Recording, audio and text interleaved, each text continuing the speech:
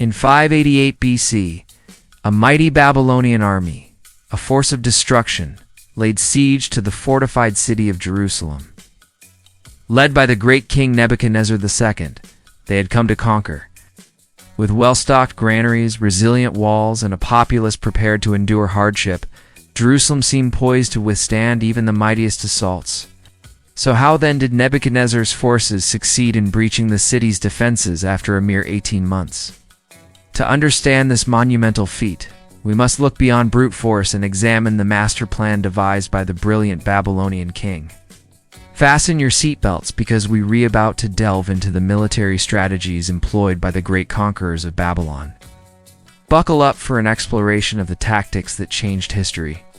Our story begins with Nebuchadnezzar, the legendary king of Babylon, whose reign marked a golden age in Mesopotamian history, known for his military prowess.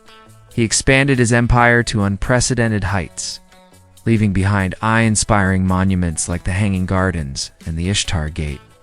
But his legacy rests primarily on his extraordinary ability to conquer cities, particularly Jerusalem, the spiritual heartland of the Jews. Jeremiah 4:13 likens Nebuchadnezzar's forces to a fierce tempest, saying, "Behold, he ascends like clouds, his chariots like whirlwinds, his horses swifter than eagles." Indeed, his army was a force to be reckoned with. Employing a potent combination of raw numbers, cutting-edge technology, and strategic brilliance, Nebuchadnezzar's war machine left few standing against its might. The sheer scale of his military apparatus alone was enough to intimidate any opponent. At the height of his reign, his army boasted a staggering 180,000 men, ready to unleash the full force of Babylon on its foes. This massive force comprised infantry armed with swords, bows, and spears, as well as elite units equipped with catapults and battering rams.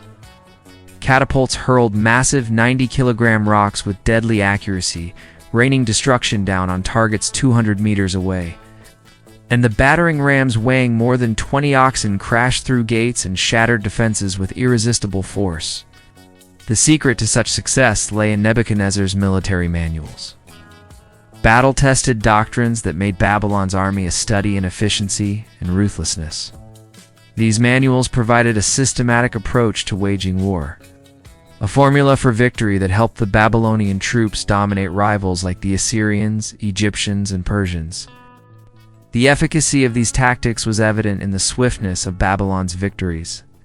Cities like Nineveh, Ashkelon, and Lachish all fell victim to Nebuchadnezzar's strategic brilliance, each campaign meticulously planned and flawlessly executed.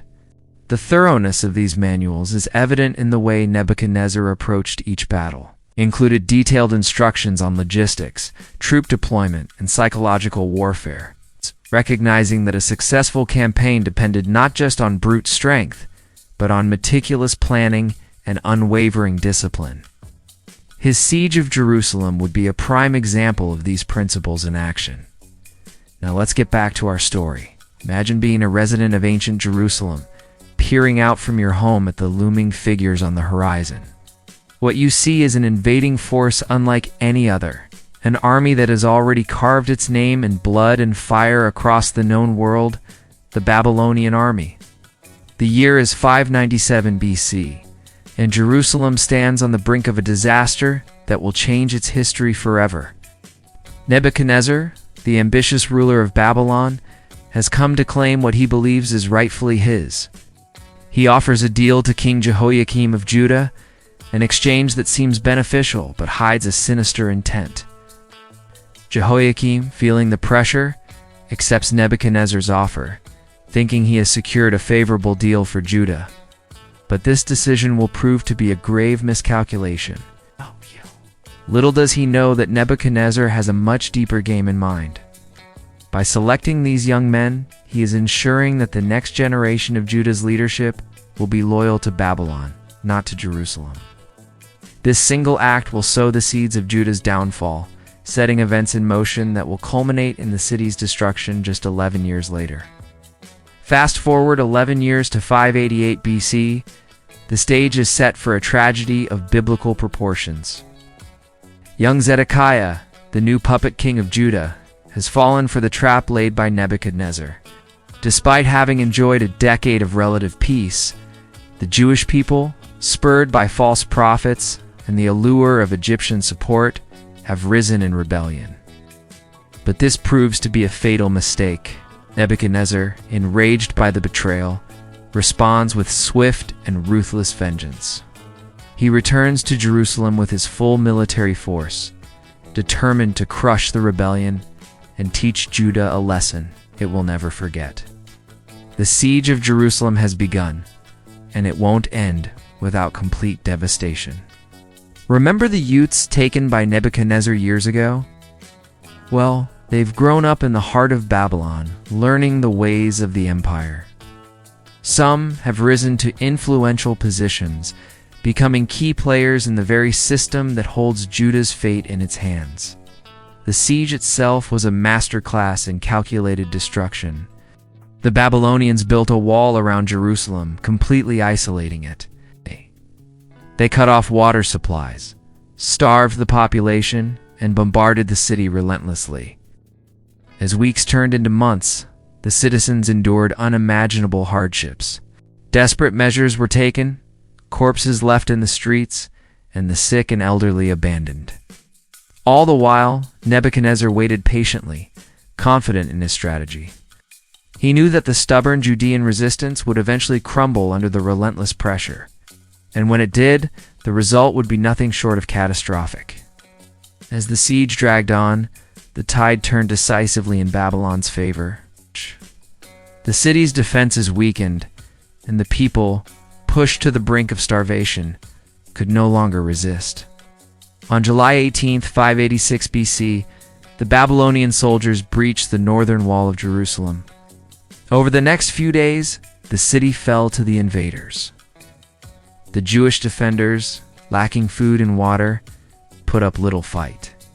Jerusalem, once thought invincible, was now at the mercy of its conquerors.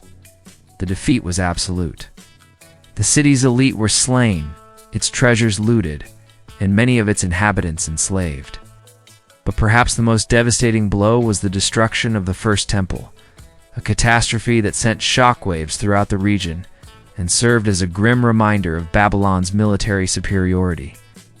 So why did the great king Nebuchadnezzar II turn his attention towards the relatively minor city of Jerusalem?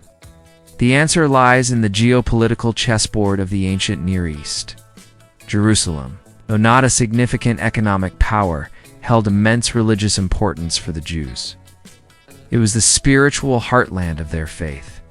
Housing the first temple, believed to be the center of God's covenant with humanity. For Nebuchadnezzar, controlling Jerusalem meant gaining a strategic upper hand over Egypt, his greatest rival. By subduing Jerusalem, he could effectively monitor and control the Egyptian presence in the region, ensuring that no Egyptian threat could form on his western border.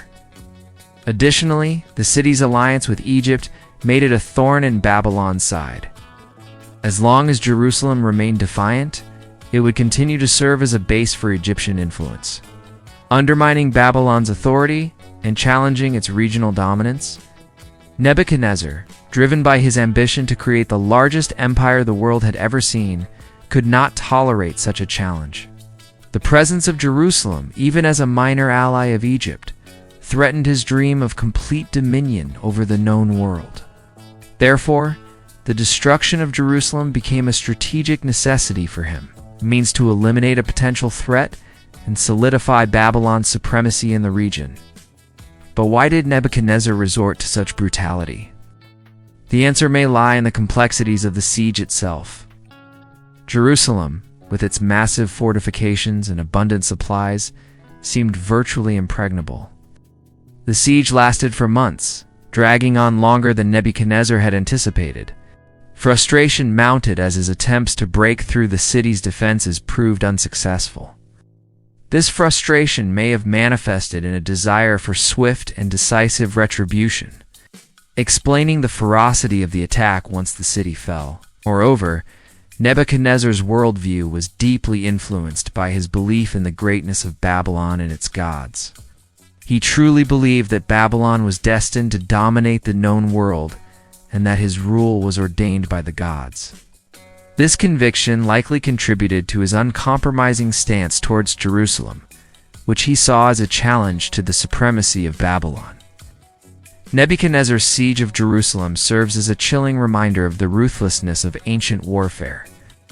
There was little regard for mercy or quarter given to the defeated.